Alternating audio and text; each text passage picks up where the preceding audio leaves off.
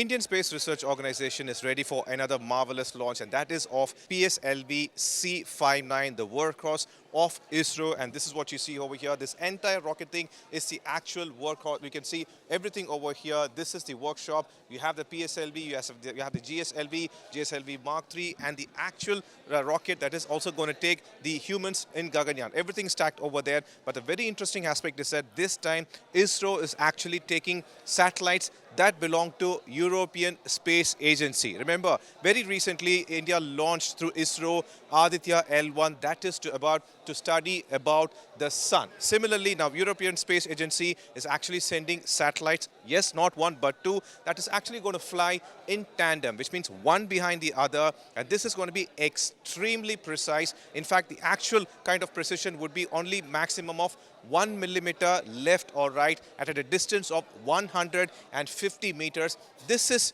actually being created to form. This actual thing is this kind of satellite. One is called the Occulta and the other one is called the Coronagraph spacecraft. And yes, just like it's mentioned as coronagraph, it is going to study about the corona, the outer layer of the sun. Very interestingly, you should know that sun is the brightest object in our solar system, and that is due to fusion energy, and because of that fusion reaction, this happens. And what happens is that we are not able to study the outer layer because of the brightness of the sun, and this is why they have two satellites. One basically creates a shadow, or also we can call it as a kind of like an eclipse. How you see when an eclipse occurs on the earth, when the moon falls between the sun and the earth at a precise distance, creating a complete shadow on earth. Similarly, that's going to be created. The interesting factor here is that when there is a natural eclipse, scientists get to study for a maximum of 30 minutes. But during this artificial eclipse, we are going to block, European Space Agency satellite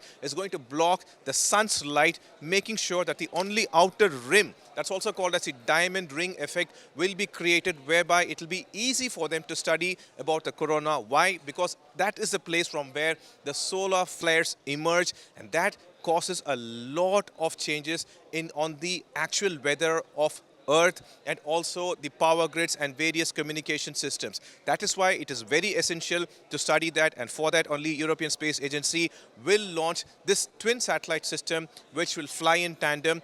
Why they have to maintain a distance? Very interestingly, they have calculated the distance.